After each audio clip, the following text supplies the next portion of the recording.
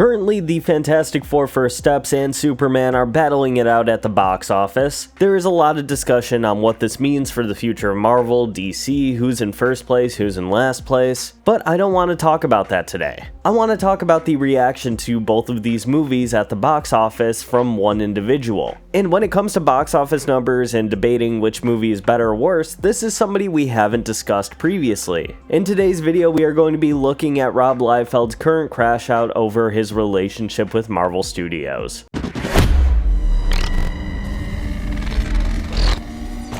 Liefeld is probably known best for his work with Marvel in the creation of characters like Cable and Deadpool. But aside from that, one of the things Liefeld is probably really well known for is his huge ego and feuds with various other comic book creators and companies. Specifically, his feuds with Marvel. I'm not going to defend Marvel here, but their treatment of artists and writers throughout their history has not been great. Whether it's creators not receiving the proper credit that they deserve, or receiving residuals or any kind of proper payment for the amount of work they put in at places like Marvel and DC. But Liefeld is a special case. As I mentioned, he has an extraordinary ego, insisting that his impact on the world of comics was similar to that of Michael Jordan and Michael Jackson. Many of his comments have been met with ire from his contemporaries, many other artists and writers who worked with Marvel and DC at the time, has received a ton of criticism from fans over his art style, accusations of stealing credit from other creators and plagiarizing other artists, but the aspect that ties most into the topic of today's video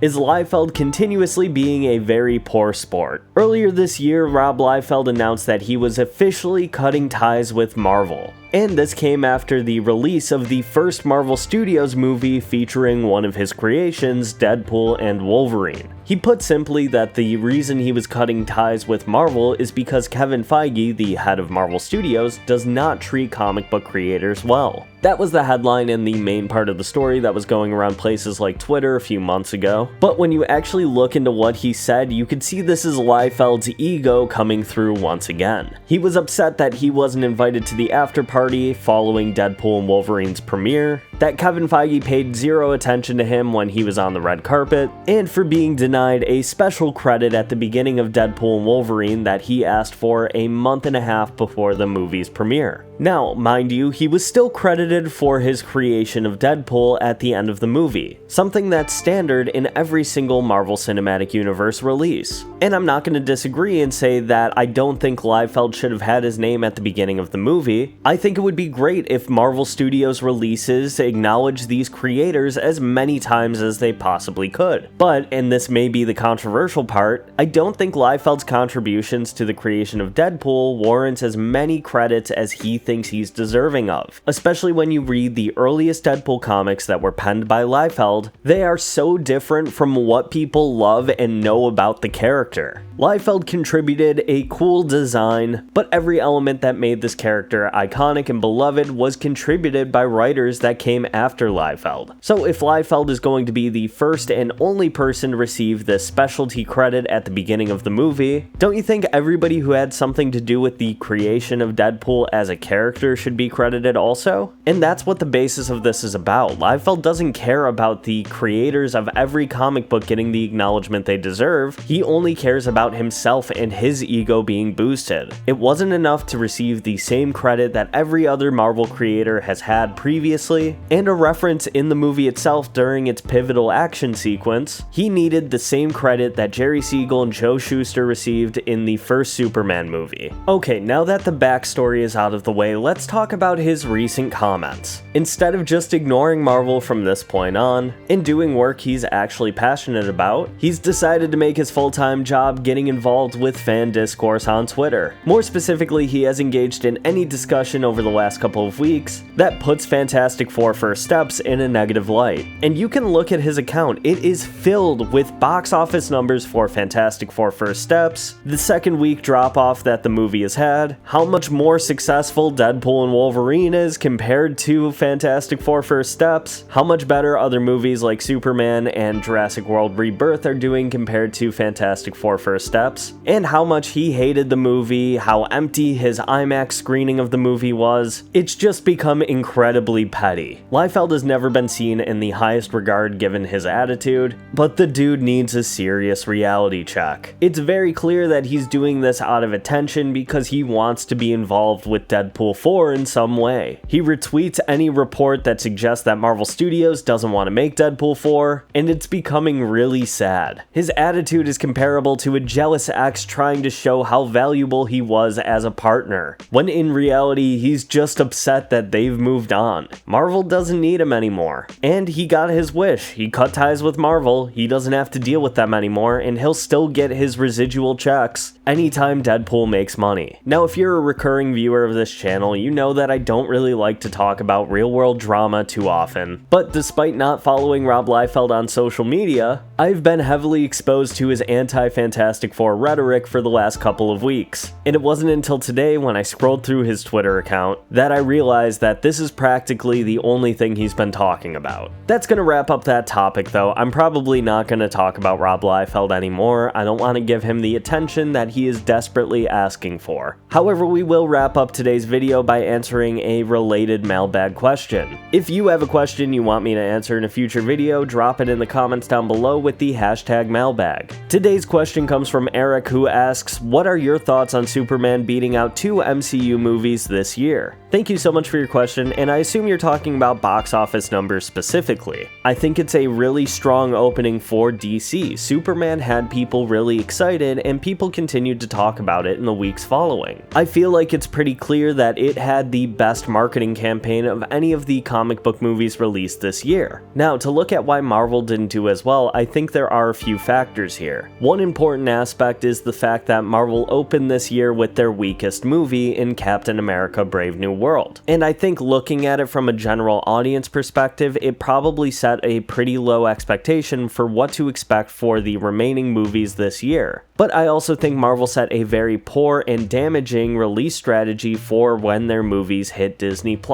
Something I assume they're going to begin rolling back on. With Marvel movies from general audience members I've talked to, the questions are always, is it worth watching? And if I say yes, the follow-up question is never, oh well, I'm gonna go see it. It's typically, well, how long do I have to wait until it's on Disney+?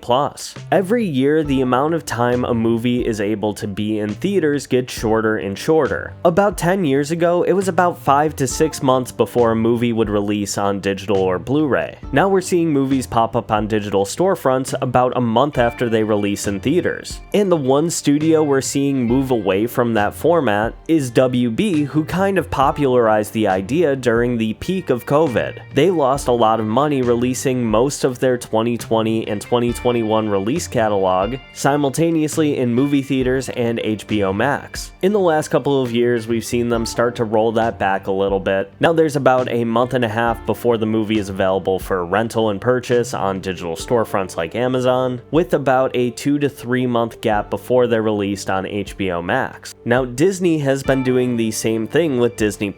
However, I think people look at Disney and WB in very different lights. The general public has an idea of what movies are Disney movies, so they know that they can find them on Disney+ eventually. But I'd also say that it's not extremely common knowledge that WB owns HBO Max, and the same could be said for Universal and Peacock. But Disney Plus made sure that everybody knew that Marvel, Star Wars, Pixar, and Disney would all be found on Disney Plus, which wound up devaluing any kind of theatrical release a Disney movie could have in the future. Now, you still do get the successful Disney theatrical releases here and there. You have an outlier like Lilo and Stitch, but I think that movie released at just the right point in time. It was 23 years since the original movie was released, released. The prime age of people who saw that movie in theaters now have kids of their own. It was on a holiday weekend. Between kids wanting to see it and adults wanting to experience the nostalgia of seeing that movie with their kids, it was guaranteed to be a success. Compared to something like Snow White, which, yes, a lot of people in their 20s and 30s probably have nostalgia for watching the original movie, but Snow White was never as big as something like Lilo and Stitch for that age group. So when I look at your original question of what I think about the DC movie beating out the other Marvel movies this year, I'm looking at it from a positive perspective. Yes, Fantastic Four did not and probably will not gross as much as Superman did, but I'm happy to see that people are still excited to go out and see a movie like Superman. I think both of them having positive word of mouth is really going to benefit both brands at the end of the year, and seeing how next year we have the release of a Spider-Man movie and an Avengers movie, which are guaranteed to be big money makers, I think the future of these studios is going to be one will have a better year than the other depending on what the releases are like. I hope that answered your question. I wasn't really too sure how to tackle it, but I hope I did a good enough job. Thank you again for your question, and a reminder, if you want to leave your own question for me to answer in a future video, drop it in the comments down below with the hashtag mailbag. That's gonna wrap it up for today's video. Thank you so much for watching. Leave a like if you enjoyed it, subscribe if you want more content, and I will see you in the next video.